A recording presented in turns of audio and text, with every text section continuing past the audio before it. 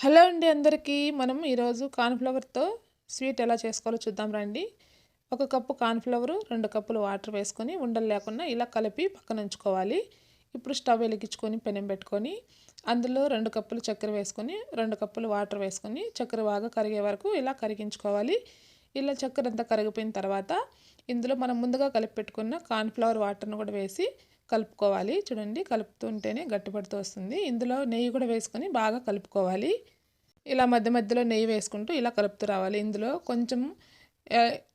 కొంచెం సాల్ట్, కొంచెం యాలకులు యాలక బుడ్డలు కూడా దంచి వేసాను. ఇందులో ఫుడ్ కలర్ని వేసుకోవాలి. మీకు ఇష్టం లేకుంటే ఫుడ్ కలర్ వేసుకొని అవసరం లేదు. చూడండి, ఇప్పుడు ఇందులో జీడిపప్పు పలుకులు కూడా వేసుకుంటూ ఇలా బాగా కలుపుతూ రావాలి.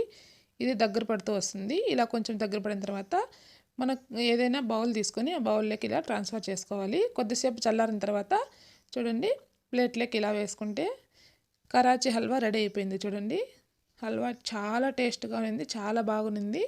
పిల్లలు స్వీట్ అడిగినప్పుడు 10 నిమిషాల్లో చేసి పెట్టచ్చు. చాలా బాగుంటుంది. చాలా సింపుల్గా కూడా చేసేయచ్చు. చూడండి, టేస్ట్ అయితే చాలా బాగుంది.